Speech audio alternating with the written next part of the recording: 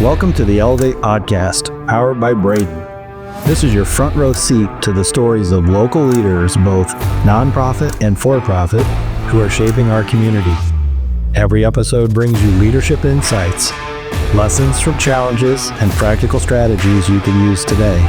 And yes, we'll keep it real and have some fun along the way. If you're ready to elevate your leadership, hit subscribe and follow us on LinkedIn for updates and behind-the-scenes content. Now, let's dive in. Hey everybody, Jason Ulm here with another episode of the Elevate powered by Braden Podcast. And this is our weekly show and an opportunity to talk to local business leaders, both for-profit and nonprofit. And today I've got a new friend who has some pretty cool stories. Radio probably would do a better job doing this than maybe I would. And but looking forward to talking to you. Jacob, welcome to the show. Thank you. Thanks for having me. Appreciate it. And Jacob, where are you today? At the Basement. We're a full service ad agency here centered in central Indiana. Gotcha. All right. So I know there's a lot of cool stuff that you guys do, and we'll get to that part of your story. Yeah. Let's go back to your genesis. Where are you from originally? Originally grew up on the east side of Indianapolis. Moved there when I was 2 years old. Parents moved the family to Irvington, if you're familiar with that area of town. Okay. Little historic district on the east side. And grew up there. Went to Our Lady of Lourdes grade school on East Washington Street. Went to Cecina High School, right up the road. And from there, ended up at Ball State. So let's go back to high school. Yeah. So you're going to high school and thinking about what you're going to do next, right? So this is maybe one of the first biggest choices you're going to make. Yeah. And you make the decision, you're going to go to school. Why choose Ball State? What were you looking at? That's a great question. The answer may not be what you think. I didn't want to go to school at all. I was done with high school. I wanted to be done and had no interest, intention, or frankly, motivation to continue with school. Okay. So it was made apparent to me by my mother that was not a choice. So, And the choice was not mine to make. So mom says, no way. Yeah. But let's go back. So if you weren't going to go to school, what'd you want to do? What'd you want to do right out of like a lot of 18-year-olds, I thought I knew everything, and I really didn't. Sure. Yeah, seriously? That's true? Right. You think you know it all, and you really don't. So I thought I'll just keep working. I spent the last couple of years in the summers and Christmas breaks working construction as a laborer. Okay. All over the city and sometimes outside the city. And I liked it. It's physical work, man. And a lot of times I was outside the summer, and for, again, a young 18-year-old kid, man, it's a great job. Sure. Great opportunity. So I learned to work. And even in a job like that, where you're a kid and most of your coworkers are adults, I will say this, I would recognize spot opportunities, right? Mm-hmm. Where there's interesting things that I would pick up on the job sites. So it was a really great learning opportunity to be in that environment at such a young age. I think I started when I was 16. Okay. I had jobs prior to that, but that was like my first probably like legit summer job that I went back to like repeatedly, off and on over the next couple of years, and worked that job all through college too, in the summers and winter breaks. Yeah. So you like construction, you like being outdoors, like all that kind of stuff. But mom says, no way. Yep. That you're not going to school. So you decide you're going to go to Ball State. And I'm assuming it's kind of close to home. But what are you going to study when you're there? Yeah, I don't know. Again, I applied to 3 schools, Purdue, Ball State, and the University of Dayton. Why'd you apply to those schools? They seemed like they'd be okay, right? I got accepted to all 3, never visited any of them. Today, by today's standards, it's like every kid's, coached into, not every kid, a lot of kids are coached into visiting schools when they're like 16 or whatever. Yeah, I never visited any. My older brother, my 2 oldest siblings went to Butler. My next brother in age to me was at Ball State. Okay. He was there studying criminal justice, and he was a football player there. And he's like, man, you ought to come up and just hang out with us, That sounded like a barrel of monkeys. That was a lot of fun. So interesting, though. I mean, as an 18-year-old kid, you're going up to school, 18, 19, whatever it is. You love music. And the thought at that point being a DJ, right, is kind of what you're thinking you're going to do, which is completely opposite of getting outside and working in construction, right? So you can see over the last 3, 4, or 5 years of your life, you make a huge change. Okay, all right. you can see this shallow nature of my thought process at that point in my life. I love it. That's awesome. So, all right. So you finish up your years at Ball State, and where do you go next? You become a DJ? No, I didn't become a DJ right away, although I wish I would have, because I would have probably learned a few more things that quickly out of school. But I applied for a lot of jobs in the radio business. When I was at Ball State, I volunteered at the student station. I did some shifts there. But I started doing more work in the promotions department of the student-run radio station. I really enjoyed that work as well. Because again, you get to go out, you get to meet with the community. At least at that point in time, we were doing actual promotions at like bars and things, and I thought that was pretty interesting and fun. And even that was, marketing at some level. So, and I was finding out I was pretty good at it. I was having a little more success, I think, than they'd seen. At that station a little bit, and that again, in a little is literally just a little, but. It was a good time and I liked it. So I graduated, was trying to get a job in radio. It's a tough industry to get into. I ended up taking the first job I could get that was offered to me because I just needed to make money, right? College kid, really didn't have anything. So I took the first gig, which was with a video production company in town, Milestone Field and Post. Gentleman's name's Tom Opferman. He's a wonderful human being. Found me somehow in the Ball State system, liked my resume, called me, said, hey, I'd like to have you come in and interview. I was like, okay, great. I would get him an interview. Yeah, that'd be great. So I went and interviewed, didn't really study video production much, but I think what he saw was work ethic. He really didn't care if I could sit and edit video from day one. He wanted me to be able to, he wanted somebody that could come in and basically do anything he needed to do, was willing to do anything he needed to be able to do. Small business owner, entrepreneur. And that was a good lesson too. Yeah. This guy owns the business. He runs it. He's done it forever. He's done it for big production shops, big production houses. His quality of work is high. I can learn here. And I'm going to get to learn things that I don't really know how to do. He's willing to take a shot on me. So I'm going to go in and take the job and do what I need to do. Good. Let's do it. That it's interesting. I interviewed, he offered me the job. I took it. So, you think about that though, right? There's a lot in just that particular part of your story. One of the things that I pick up out of it is, you could learn. That's something you don't hear that much today. A lot of folks think they have to be the expert. Yeah. It's a great opportunity to learn from somebody that's been there before. The other is because you probably had been a utility knife. You'd worked outside, did all these different things, but you showed up, you're on time, had good work ethic. At the end of the day, he believed he was going to get a full day's work out of you. Right. And he could teach you some things. That's awesome. Yeah. All right. So you take that role. Where's it go from there? Do about 2 years there, finally get an opportunity to get into a radio station. So I was able to get a part-time job at WNDE 1260 Sports Radio in Indy. They're in a building on Fall Creek, which houses Q95, X103, and WNDE 1260. So all three stations were in there. I thought, well, I'm not really into sports radio, but again, it's in the building with the rock stations. I'm going to learn. A lot of people in there that have been there a long time. Let's do it. So I resigned from Milestone. I took the job, took a tremendous pay cut. No offense, Tom, not because he was paying me in gold, but because the radio paid that poorly. So I took that job because I really wanted to learn and get my foot in the door. Sure. So I was working part-time at various places in the mornings, and then I would eat, go home, eat lunch real quick, and then run to the radio station to start my pre-production work for the talk show in the afternoon, do the show in the afternoon, and then finish off when the show was over. I'd still stick around for, I think, another hour or so and do board work and then head home. Okay. So I was working like 2 or 3 jobs, including the radio job, another 1 or 2 jobs at the time just to try and make some more money. And again, that was a great experience. What I learned is at that time in radio, I was only there for about a year. In the 1 year I was there, that family of stations had been bought and sold 3 times in less than 12 months.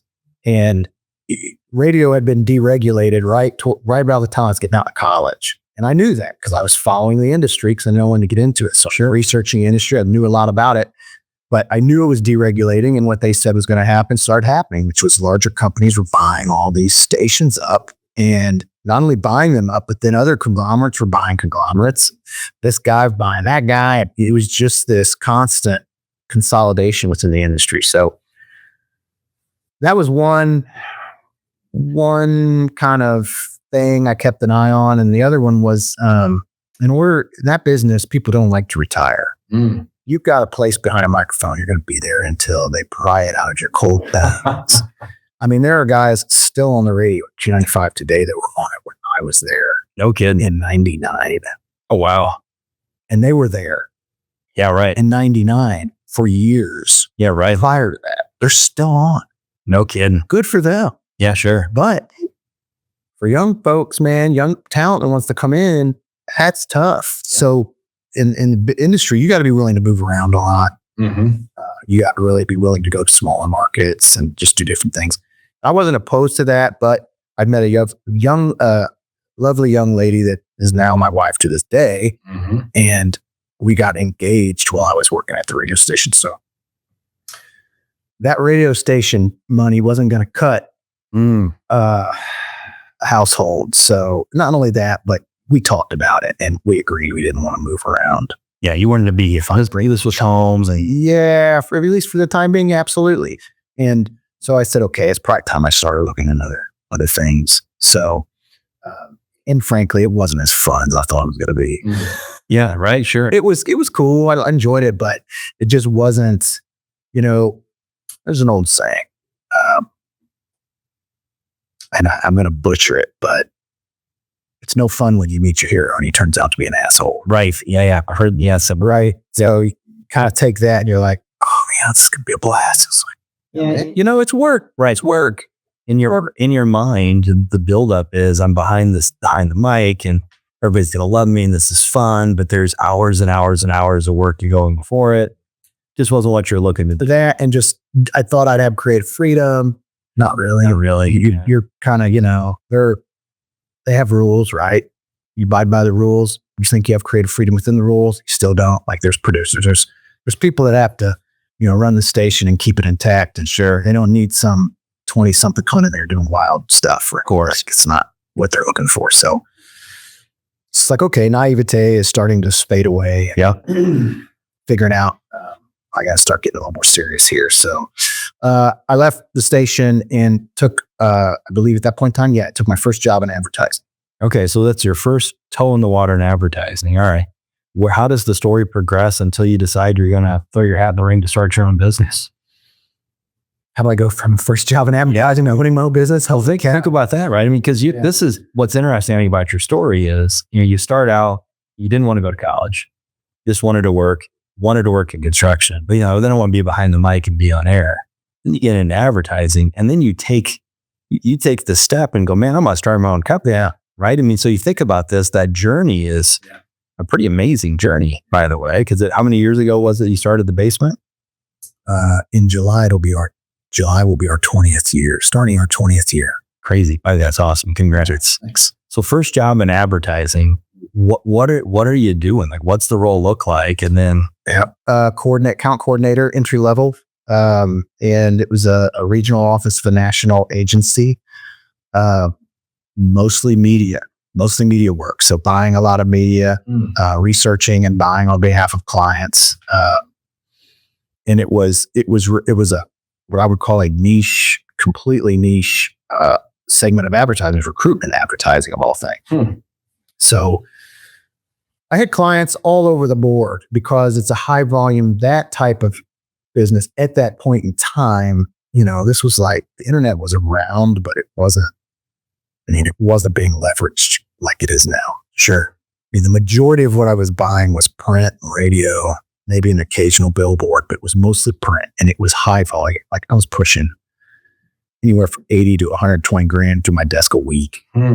So it's like a lot. And it's not like two big ads, man. This is like a boatload of smaller ad work, right? So, and so I had clients anywhere from, the smallest of the small businesses. They were looking to hire one person to Eli Lilly.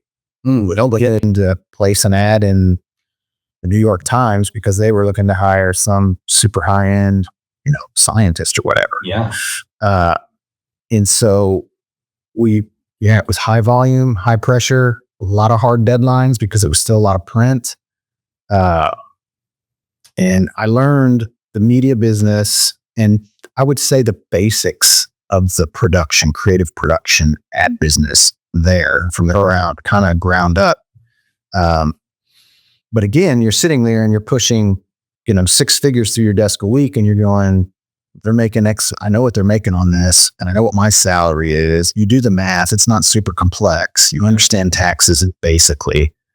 And you understand the benefits basically. Mm-hmm. That's like, yeah, I'm making them a lot of money and I'm not getting paid a lot of money. I wonder if someday maybe I could do this myself. So that's the first time maybe in your life you're thinking there could be a point in time. Correct. Okay. I had a glimmer in my brain or spark in my brain that said, at some point, this isn't rocket science.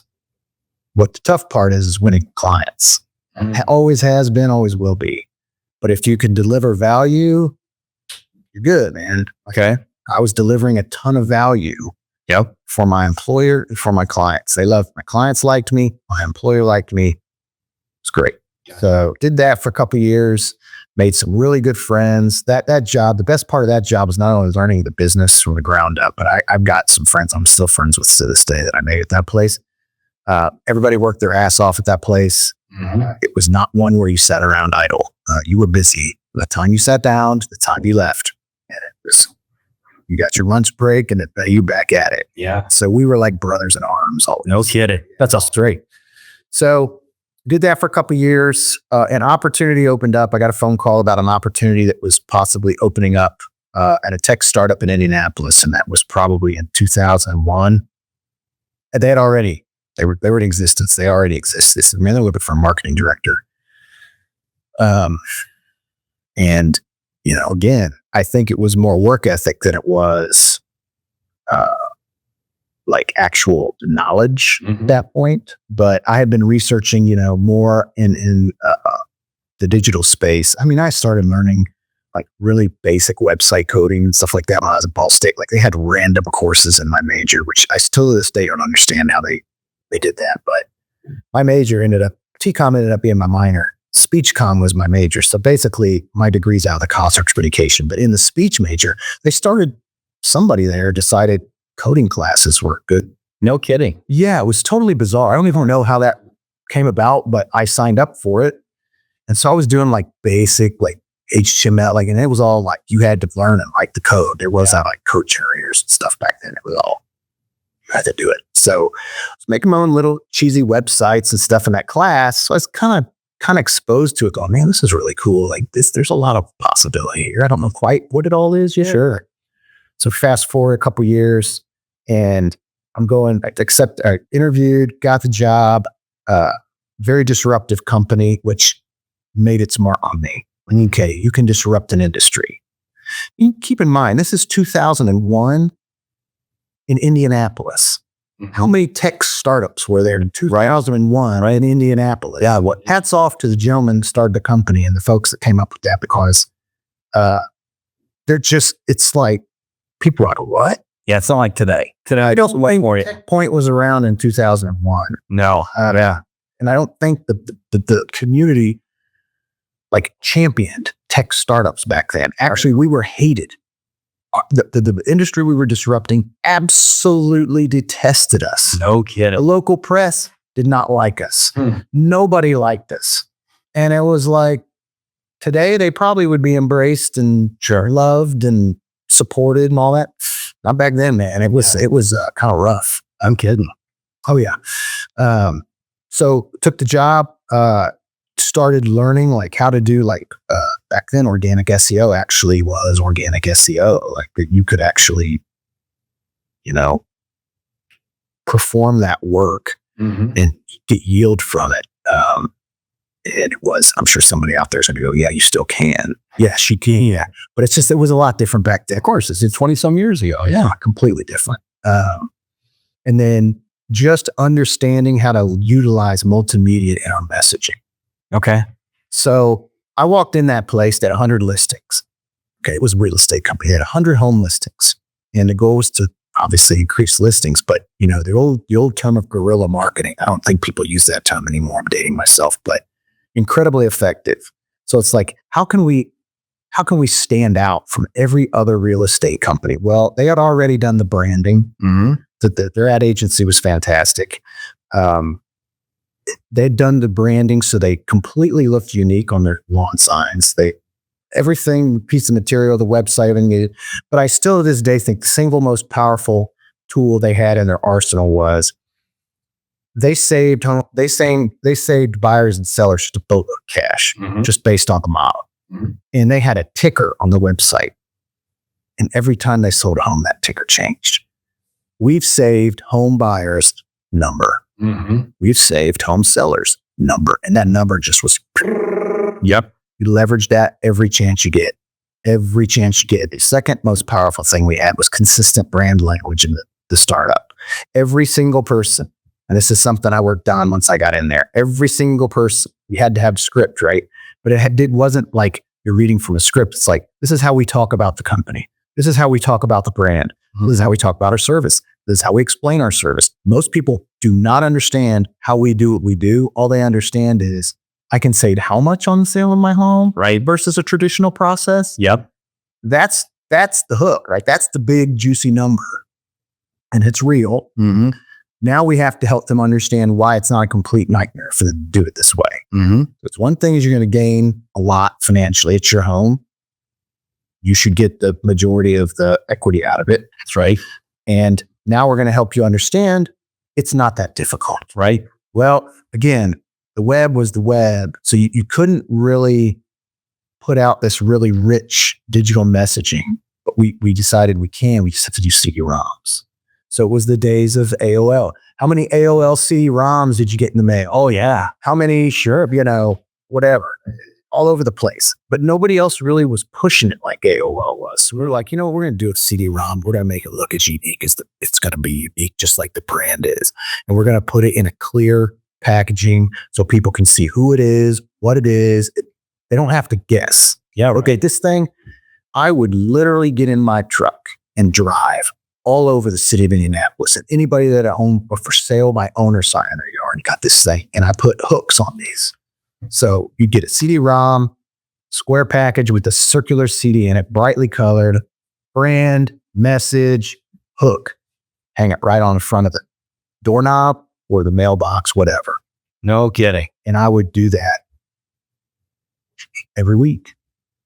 I would just take turns on which side of town and which neighborhood I go. They're hot neighborhoods, selling a lot of homes. Bentheim, Broad Ripple, Butler, Tarkington.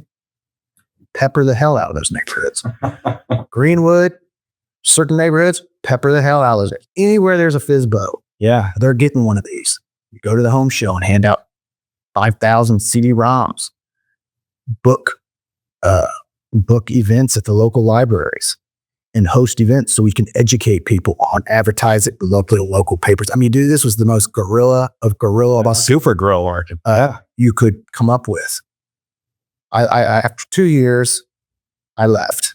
But when I walked in at 100 listings, when I left at over 700 listings. Holy cow. And they were the fastest growing real estate company, I think at that point in the state of Indiana. No kidding. And their broker probably, I think she was ranked in the top 4. Wow. Sales. That's terrific. In that 2-year period. So to learn outside, like number 2 or 3. You're learning on the job, but clearly some creativity in there and doing absolutely different. Yeah, you got to do it differently. No other real estate company was doing what we were doing. Sure. And we couldn't not get one of those take-on CD-ROMs. Gotcha. Yeah. Gotcha. All right. So you've had the itch. You're thinking about starting your own company. You've now gone in and had your first director role running this organization. Decide you're going to take off. But I don't think the next stop is starting the business, is it? Right. So what's next? No. At that point, I said, I'm going to work for a bigger company. Like I've worked for some pretty small shops. Even the ad agency, it was a regional office for a national firm, but our office was maybe it was 20 or 30 people. Okay. So in Indy and McDonald's. I see what else is out there. So I saw a job opening posted for McDonald's Corporation, and at the time they had an Indianapolis regional office. So I applied for the job, marketing job, and I was one of 2 finalists for that job. And I got a phone call, said, we're sorry, we selected the other person. I said, okay, well, I appreciate the call and I appreciate the opportunity. Thanks for letting me know. And just go on with my day. Sure. And then I got a call back like 2 days later, and it was McDonald's again. They said, hey, you think you're still interested? I said, yeah, I think so. And they said, well, the other person, why don't you come in? Let's meet, talk. I said, okay, great. Went in there, sat down. The gentleman who was the decision maker and ended up being, I had a couple bosses there. He was like the most senior boss that I had there. He said, as part of the job requirement is if you've never worked in our system before, you need to the person hired for this job will have to work 30 days in a restaurant so they learn our processes, how our restaurants run, and operations side of the business, because the more you know about the operations of a restaurant, the better marketer you're going to be. You're more empowered you're going to be able to do your job as a marketer for us. It's great, super.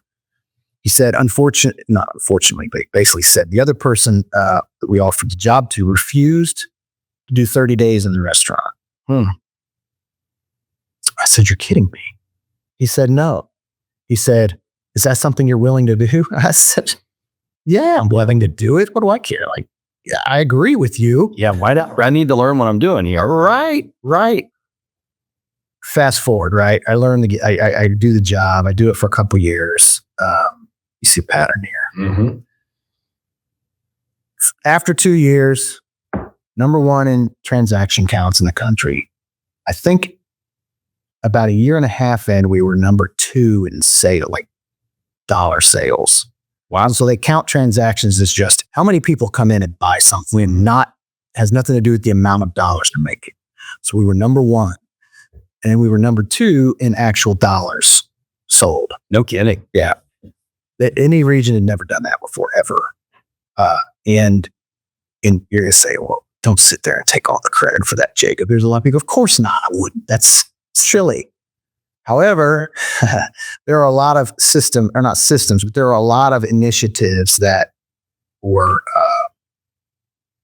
managed that weren't managed prior to that the way they were managed when I was there. What I mean by that is, for example, and you pick up things, right? When you're in a company like that, there's a lot of people that in a company like McDonald's that have been there like forever, their entire careers. They have terms for it. They're McDonaldized. And, but they're really sharp, man. They know that business like, oh, sure. Inside and out. Oh my gosh. They know every inch of everything. And you pick up on that, right? You learn things. And even in that, you spot opportunities. Mm-hmm. So when the guy who's in charge of marketing for the entire system takes you on a tour of restaurants and he makes a comment like, do you know, he goes, most people don't believe us. But if the point of purchase displays that are sent out to the restaurants every 6 weeks, if those are placed properly 100% of the time, you can expect a low to mid single digit increase in sales, annualized. And I'm like, for a business like McDonald's, if you get even a 2% increase in sales, that's a huge deal. Yeah, it's big. And I'm like, that's all it takes? That's it. Like, okay. Yep. Duly noted. Right. That's one of my core responsibilities in my job. If that's all it takes, man, I'm not an idiot. Like, I'm going to make damn sure that every single window clean, everything is exactly where it needs to be. Not only where it needs to be, but on time up, on time down. Yeah. Because if it's still up and the promotion's done, and a customer tries orders, whatever's on that thing, they're going to be upset. That's right. And that's a problem. Yep. And they're not only upset with your restaurant, they get pissed at McDonald's. So they might not only decide not to go back to your restaurant, they may decide next time they're traveling on the highway not to visit another McDonald's. Right? That's a huge system. So I'm like, okay, there's one. Mm-hmm.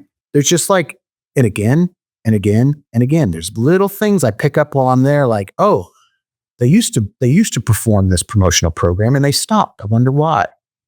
Talk to my operations people. Well, the challenges were this, and this. Okay, if we solve those challenges, can we continue with family nights every the third Thursday of the month and rotate it from on and on and on and on and on? Yeah. Okay. Well, let's solve these challenges. Let's implement, let's execute, and let's see what happens. Sure. A year and a half of that, and it all adds up. Yeah, like 1-2% on that sale is a lot of money. It is. Yeah, sure. And on top of that, it's like we're still only accepting cash. That's right. I remember this. Yeah. And I'm like, guys, it's like we have a reputation and we're the lead. We're number one. We are bigger than like our next 2 or 3 competitors combined. And they're accepting debit and credit cards. Why are we not? And it was a big deal because they didn't want to slow down service, right? We don't want to slow service down, especially in the drive-thru. Okay, there's the challenge.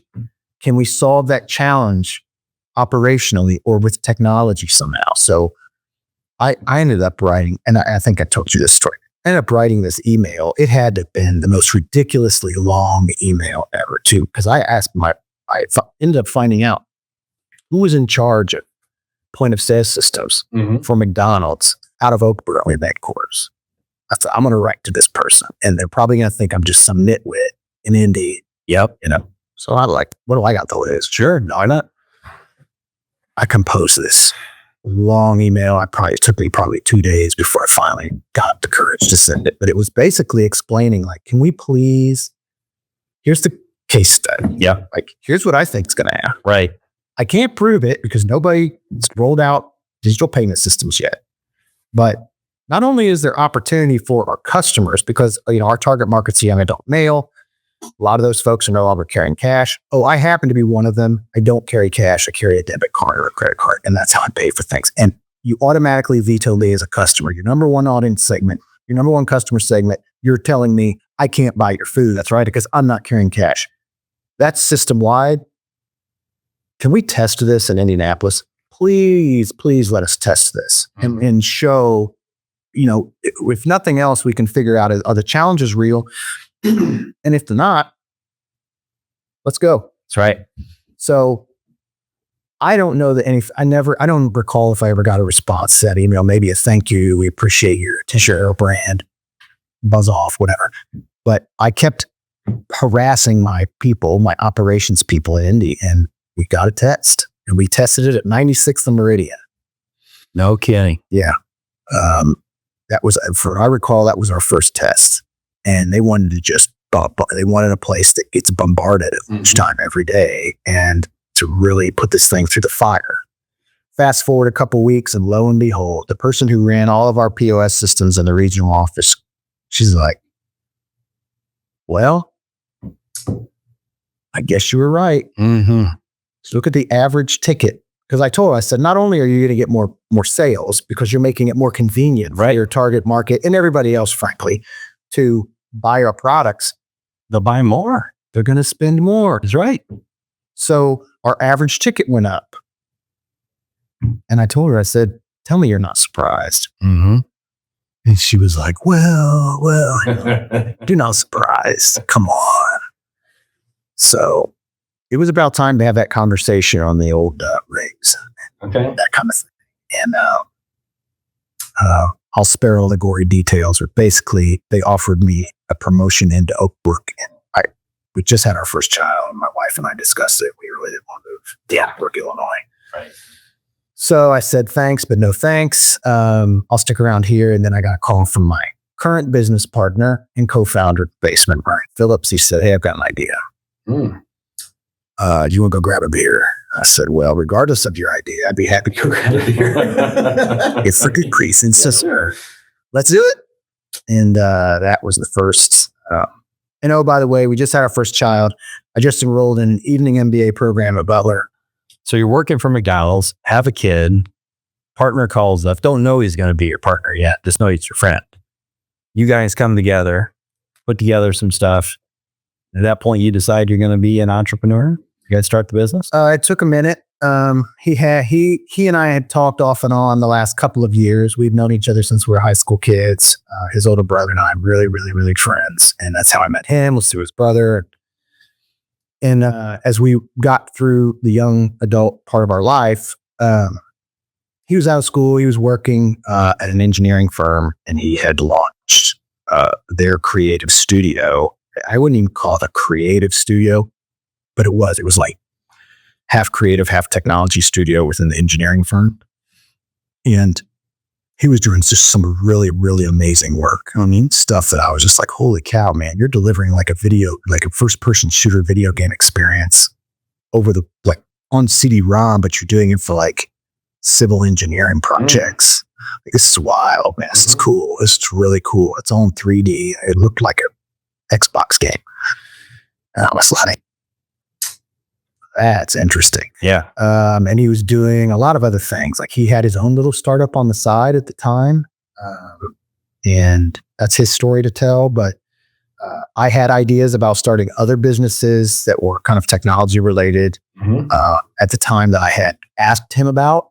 Said, hey, man, how would I do this from a technology perspective? Like, I think I could do this all on like a DVD-ROM or something. And he's like, yeah. And I go, eventually it would go on the web, but the web's just not robust enough now for this concept. It'd have to be on a disk.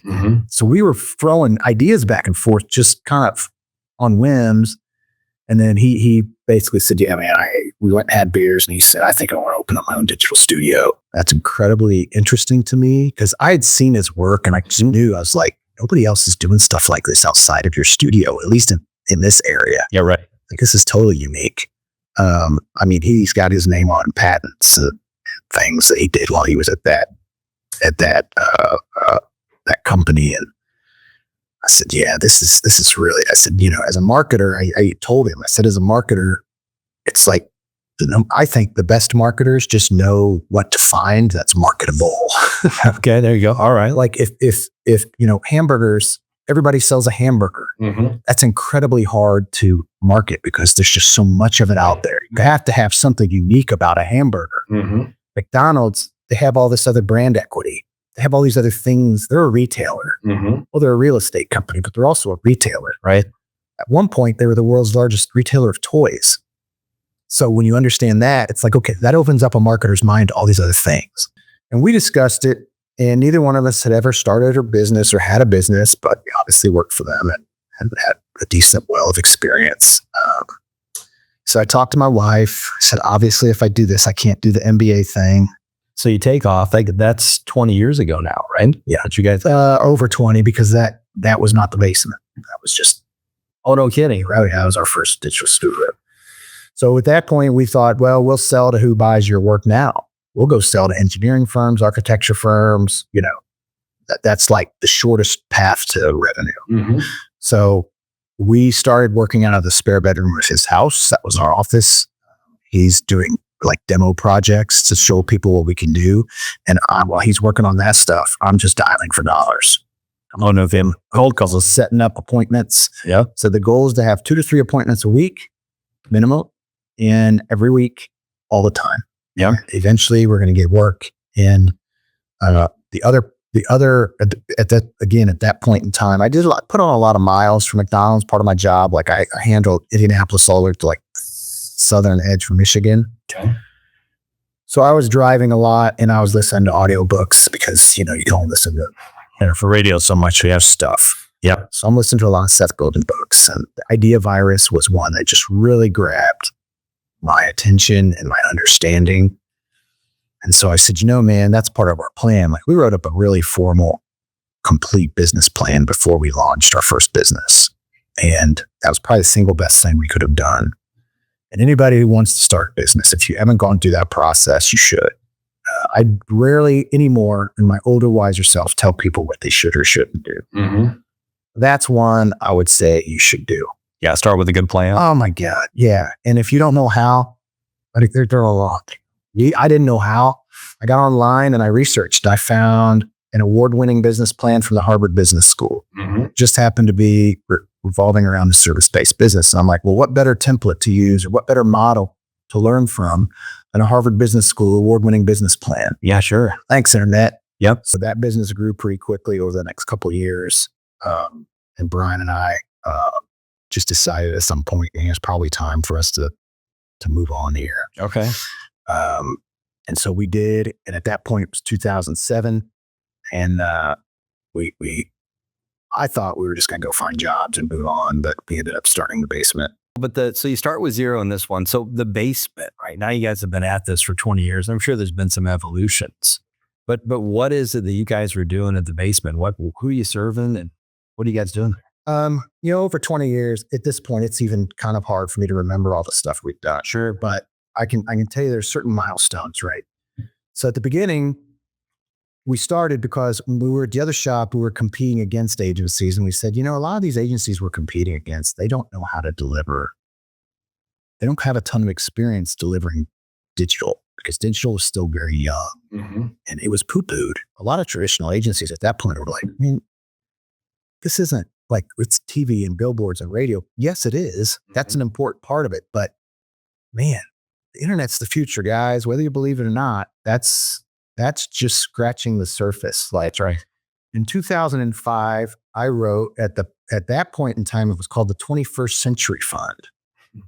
Now, I don't know what they call it, IEDC or Elevate Ventures, whatever the 21st Century Fund morphed into over the last 20 years. I don't know, but it's 21st Century Fund. I wrote for an investment or grant from them. And it was interactive video on demand, is what we called it, or IPTV, Internet Protocol Television. You had a model where we wanted to basically create a subscription service for traditional media outlets, specifically print outlets, because they hadn't digitized yet. Mm-hmm. Their digital products were terrible, but it really wasn't about that. It was about the ad model. Their ad models were completely just based on the old school ad models. So we said, you can do contextual advertising in print work. And people may not want to you can't do that in the printed model. Yeah, of course. Yeah. It's all static. You have to pre-sell. And I knew that from my old days selling ads in print. Like, it's all static and you have to sell it like a week in advance or 2 weeks in advance. You have to produce it and you have to meet their deadline. Then it has to go to the printer. Then like the internet, you wipe all that crap away. Mm-hmm. It's update. Sorry. Done. Yep. Sounds stupid and rudimentary now. Back then, it wasn't stupid and rudimentary. It was that nobody was doing it yet. Of course. I wrote a grant. Like, look, this is the future, man. We want to create an ad model that is all contextual based that we can go in and sell to every ad newspaper in the country, and it can all run on the same system. Mm-hmm. So that whenever they publish the print piece, at some point it can even automate. So if you're writing a story in the sports section about LeBron James's game last night, hey, you already know LeBron wears Nikes. Mm-hmm. He's a Nike guy. Why isn't the ad automatically propagating in there to sell LeBron's Nike shoes? Mm-hmm. It was 2005. Yep. And I'm like, it's product. Now they might call it product placement, but even product placement isn't done instantaneously based on the content. And it doesn't change instantaneously based on the content, at least not in passive video. Mm-hmm. So we're like, I'm writing this freaking grant, and it's like a 50-page deal explaining this. We had a model, we had kind of a wireframe of the technology, all this stuff. And whoever's in charge of the 21st Century Fund at that time is like, I think they probably thought we were insane. Yeah. You guys go for it. Yeah. And they're like, well, this already exists. There's already media players out there. I'm like, no, man. That's your response? A media player? Mm-hmm. Okay.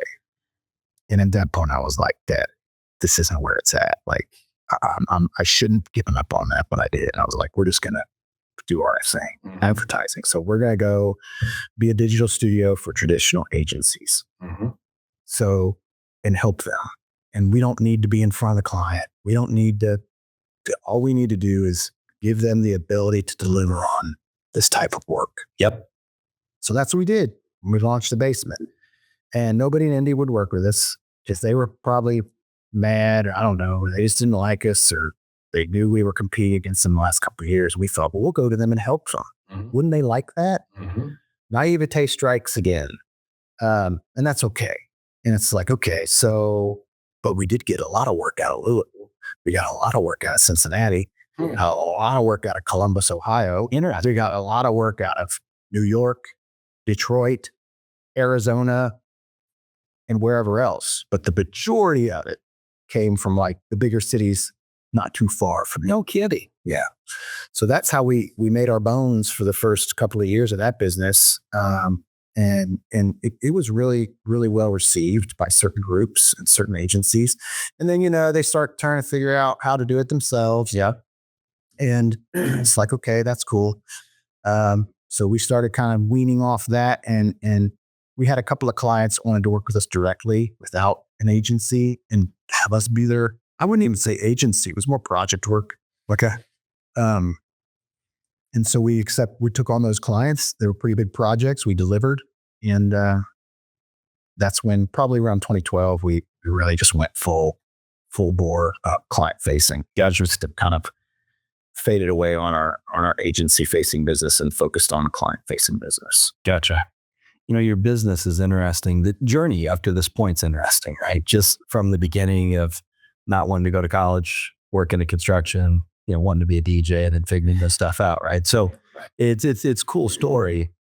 The basement and your journey, you've seen an awful lot of stuff. You've seen a lot of changes in technology, right? And now there's been lots of different points when technology's been, different, and the internet coming out and all those different things. But today with AI and all this other stuff, I'm curious, in your business, where's technology playing today?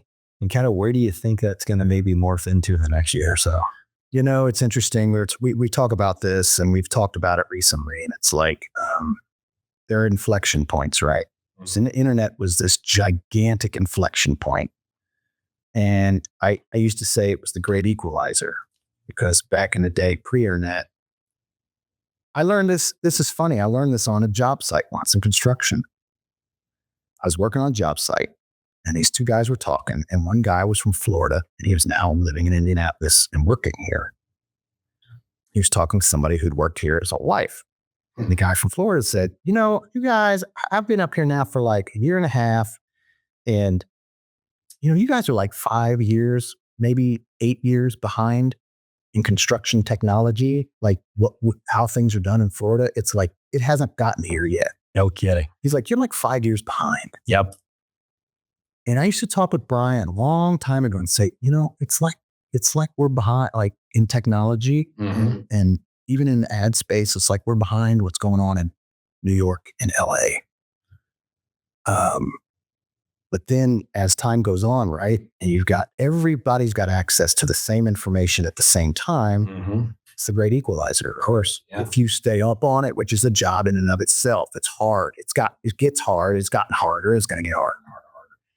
Unless you're just native to it, right? So like in 10 years, the people that grew up with AI are going to be like, no biggie. Yes, right. Search engines, when they first came out, like you had to learn Boolean search in order to make it do a really good, effective search and do research and all that. Now it's like, oh yeah, you get all this information. So it's just like, the evolution of everything, technology-wise, it never stops. And so where's it at now? I think AI is like where the internet was 20 years ago. Yeah. It's like, it's coming up. It's like people are trying to figure out where it fits in best. Is it really, I don't think it's a question of if it's going to last. Like people were doubting on the internet, right? You look down on that and you kind of chuckle and you go, they're doubting on the internet. Like this thing's a fad. This thing's not going to last. Like, really? Yeah. Come on, guys. Okay. Libraries lasted. Internet's going to last. Like, so I think AI is probably in a similar boat, right? Yeah. Even yesterday there was a headline. Scott Bessent meets with the Fed to talk about AI and the threat of AI to whatever. And do we have to lock this thing down? I think that was the term they said. Are they going to lock it down? Right. I thought, that's interesting. There's a lot of questions, right? I'm not going to sit here and try to be the guy that writes, 20-page articles on AI. I can tell you, based on our research, how we've started to implement it into our business, it's like another staff member. Yep. It's like another partner in crime, right? It's like you find out what it's good at, figure out what it's good at as it relates to what we're doing. Mm-hmm. And again, you've probably read this 20 times, and it's where can you free up your brains, your human brains, to be more strategic and provide more value, and let the AI employee do kind of the more mundane, work that doesn't require as much brain power. Mm-hmm.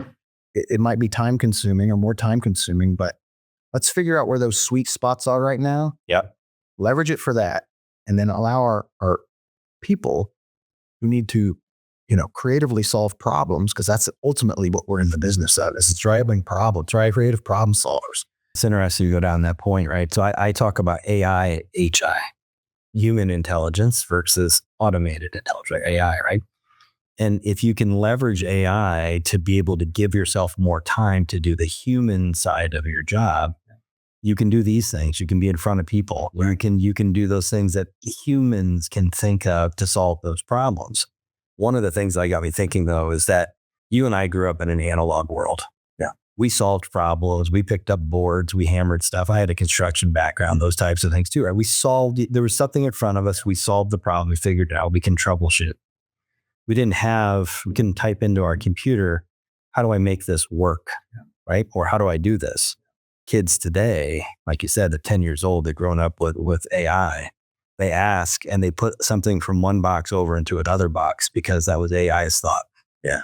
And so I believe where we are today, you and I can solve problems. And if I get time back in my day, I can do things that are human. Yeah.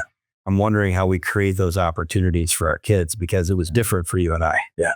And so it's going to be a challenge, and nobody knows exactly where to go. It's definitely here to stay. Yeah. The internet was here to stay, and I was there too when people thought, this is going to leave. No way. Come on, guys. And you have older children. I do. Yeah. I have a 23-year-old and a 21-year-old, and they're both graduating college in like a month.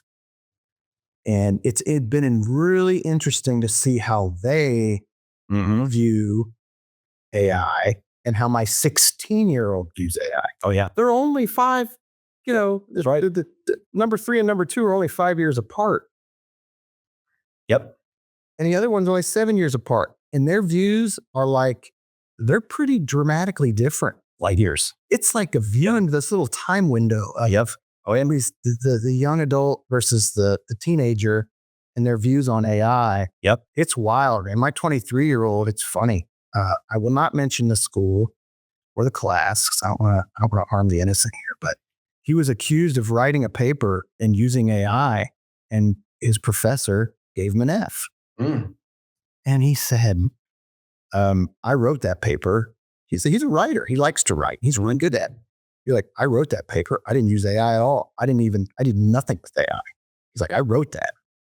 And I said, well, I think that gives you a topic to go talk about with your professor, doesn't it? Yeah, sure. Talk with this person and hash it out. He goes, she refuses to believe it. And I said, you know what? He came home at night, whatever, called us, whatever. And said, shoot, she's telling me I'm a liar. Bro. I said, settle down. Yep. There are ways, son, to prove yourself if you want to. So being online, like you just said, the kids do that. Oh, look at this. Here's a free tool to scan documents that will tell you if AI was used to write it or not. I go, why don't you just use that and take whatever he spits out? Yep. And go take it to your professor. And if she doesn't believe you, then give her the tool yourself or another tool. There's a bunch of them out there. Yep. And let her ride through there. Well, he did, to his credit. I said, just be respectful, man. Don't be, I'm getting nasty. Yeah, sure. Be respectful. And he's better than me. When I was his age, I probably wouldn't do it. Crazy. But he did. And after a couple of discussions, the professor finally relented and said, you know what? I'm sorry. Mm-hmm. Yep. Sorry. But in defense of the professor, they probably deal with that. Oh, yeah, I'm sure. They're probably dealing with it almost every day. Every day. I mean, there's the only way to get away from it is making kid write in the blue book. Don't give him the question before you come in. Yeah. Go back to analogs to get original thoughts. It'll be interesting where that goes. It's cool to hear how you guys think about it though. And so in your business, community you serve, those types of things. The next topic we always talk about is community. What's as you think about community, what's that mean to you and kind of how you get engaged with it? I've said this to my wife probably no less than 50 times. The best thing you can do for your community is to raise your children to be good people. Raise your children to be good people. That's, that has different, that's subjective, right? What's your good people? Like, okay, let's just do the naturals. Integrity, honesty, be nice to people. Right. Just generally try to be a good human being. Yep. And there's guiding principles for that. We all can agree. And I'm sure people have different systems of different guiding principles. Based on the guiding principles we instilled in our kids and we've utilized over the years, it's like just if we all agreed to raise kids to be good kids and we did it, how many problems will we have in our communities?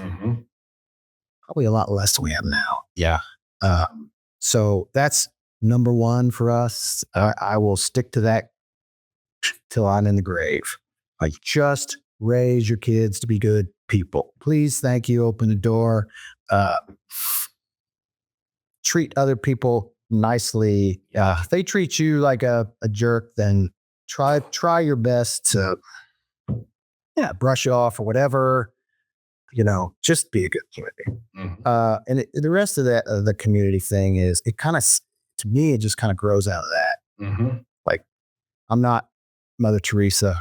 Yep. I'm not the Pope. I'm not going to put myself out there to be a savior to my community, right? That's just not genuine. But that being said, Brian and I both are huge believers in the more grassroots and the more local you can be in the good deeds you do, the better off you probably are, and probably the more amplified those deeds become. In other words, I'm not big on huge NFP, this, that, and the other. Like, if my neighbor needs help, I'm going to go help my neighbor. Yep. My church needs volunteers, I'm volunteering at church. If they need a donation, I'll donate to, wherever I can make an impact at the local level, at the grassroots level. And I think my family's done a really good job of providing me with examples for that. So they've always been good. Like, my older siblings have always volunteered a lot, like at the local church, local school. Great examples. And so I see their example and I say, well, that's, again, I'm not their child, but I'm their younger brother. So it's like, I can learn from that. Absolutely. And so they're essentially doing for me what they're doing for their own children. They're helping me understand how to be a good neighbor, how to be a good participant in my community, whether it's Little League, volunteering to coach a team, volunteering at church to clean up after the festival. I like that. I like going and getting physical, and doing things to help clean up whatever. Like, to me, that's good. And then when I do that, it gives an example to my kids too. Yeah. So now that my two older ones, they're going to go off to work here in a few months and they're moving out of town. So when they get into their communities, hopefully they saw that and they carry it forward. So, like, what else is there to do? Like, there's a lot more you can do, but I look at it like, the basics matter. The local community matters. Yep. And, it's a widow down the street, and she didn't have anyone to celebrate Easter with. It's like, hey man, come on, hang out with us. Come hang out with us. Sure. We're here. We're having food. Just show up. Don't bring anything. Just show up. She did. Had a great time. That's right. That's a win. That's a win. It's the little wins that add up to make something big. I love the idea with your kids, right? I mean, I was we're at Menards and I'm walking out. I see my kid sprint in front of me, and it's to go open the door for somebody coming out. Right on. Yeah. And I look back, I'm like, he's seen me do that. Yeah. Right. He's seen me run to go say, can I load that salt in your car? Somebody's trying to get it out, right? Or can I put this in there? And so he's seen me do that over the years. And I'm like, yeah, that's right. That's that little thing right there. Cause he's done some other bonehead things cause he's 16, but he did that day. It was great. So I know in there, is kind of what I'm thinking. And so I love the idea of doing the small stuff and then volunteering and helping and, being outdoors, like I said, cooking, cleaning up at the church. And so I like your thoughts on community. And actually, if you think through, before we get to like what's fun, so outside of work and all that stuff, if you go back and look through your story, it's an interesting journey to entrepreneurship, right? A lot of lessons learned and a lot of different points, right? That I think is what learning. Oh my gosh. If I was going to pick out one thing, that's what I'd pick out. You were learning in high school while you're doing construction. You learned in college. You learned what maybe you liked and didn't like. You learned that you could potentially do this on your own at one particular job when you figure out what they were charging, what you're making, and all that stuff. And then you get into working at McDonald's and you think about different things. And, somebody said I can get to 2% better sales by just placing a window clean somewhere. Oh my gosh, I'm going to stick that thing there and do it to the thing. Because 2% is a lot of money. Yep. And so the journey and then throwing your hat in the ring, creating a business, going together, having nothing, selling the business, right? Coming back out, starting a new business, still with nothing. 20 years later, here you are supporting the community, raising good kids, having fun. So outside of work and working at the basement, what do you do for fun? Oh, that's one of my biggest challenges. It always has been. And I think a lot of people that have had this path in life probably have that challenge where it's like at some point you almost say you forget, but you got to remember to take time to do some things that you enjoy. Mm-hmm. A lot of work. Yeah, a lot of work. So some are better than others. I'm in the others category that I'm not that good at it, but I really enjoy spending time with my family. Shocker. And they still like me, thank goodness. So that's good. I think they enjoy spending time with me. So when we're all together, we like to go do things, right? So activities over the years, as the kids were younger, we live really close to a school that has like tennis courts, a running track, and all these things that the school uses. And when 90% of the time when no one's on it, they're just there. Yeah, sure. So some of my favorite things to do is just go over and play with the kids. Mm-hmm. Like, hey man, let's go play some tennis. Yeah, they don't play tennis as a team sport or anything, but it's just fun recreation, right? Yeah. Let's go throw the ball. Let's go kick the soccer ball around at soccer fields. Let's go, wherever. So anything outside of like formalized family vacations, but it's like just you have some time, go recreate with our family. Now that they're older, it's like there's less of that, but I personally, on my own, when I get some alone time, I like to get on my motorcycle and go for a ride. Mm. I'm much more of a long trip rider than I am. I don't like riding in town a lot. It's just, there's too much traffic. It's just not as enjoyable versus like I'll get on 31 and just get out of town, right? And just drive and just go. Yeah, go through some cornfields, the actual field, go drive in corn country. Yeah. But the best trips that I've ever taken are the long ones. And so I went to Virginia, South Carolina. Those were two different trips. Those were good long trips. Mm-hmm. I've gone south to Tennessee. I've gone, there's nothing like riding through a rainstorm in the Smoky Mountains when it's foggy. Mm-hmm. And there's semi trucks and all that kind of stuff. That's an interesting experience, and you really got to stay locked in, man. There's no, people are like, oh, I like to get on my bike and just, not think about anything. No, I don't think so. Not then. I don't even like the Smoky Mountain rain and fog and you're locked in, man. Heck yeah.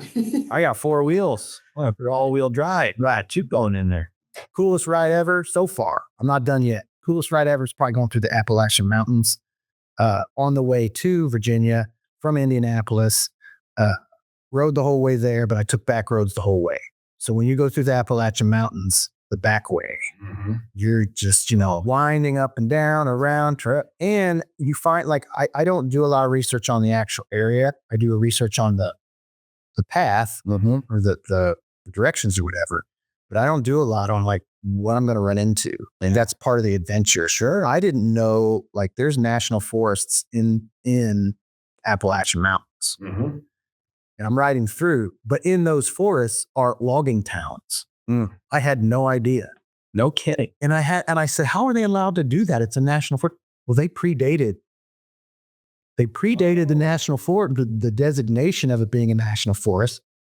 And so these towns are old and they're still functional. And let's just say I didn't want to stop. Like, it was just totally interesting. No, I wasn't going to stop and walk through. When I say town, I'm very generous. Yeah. And so I got like behind a logging truck going up one of these mountains. And it's like the roads are banked at certain points because, you go over the edge, man. You're not coming back. No, Yeah, right. Yeah, you're done for. You're going. Yeah. And you can't I'm not that good where I can zoom around. And then this truck's going and it's going super slow. Mm-hmm. So I have to try and man it. And you can't go too slow because it's banked. Oh, yeah. They fall down. Yeah. All over. So I'm just like, there's this thing on the clutch. Like, I don't know if you've ridden motorcycle, I guess, but where you regulate the clutch is called friction zone. Mm-hmm. So I'm just like, for 20 minutes, man. By the time I was done, I was like, oh, yeah, the hand exercise. Yeah, I was like, okay, I'm ready to take a break. This is nuts. But it was super fun and exciting and interesting. And you get to see stuff. You see things you never, ever, ever. I would never see that otherwise. Of course. Yeah. Otherwise, I'd never see it. It's a big country, man. It's a lot to see. Yeah. Get out and see it. I love it. Yeah. Jacob, thank you. Thank you for sharing your story with us. Appreciate it. Appreciate your having me.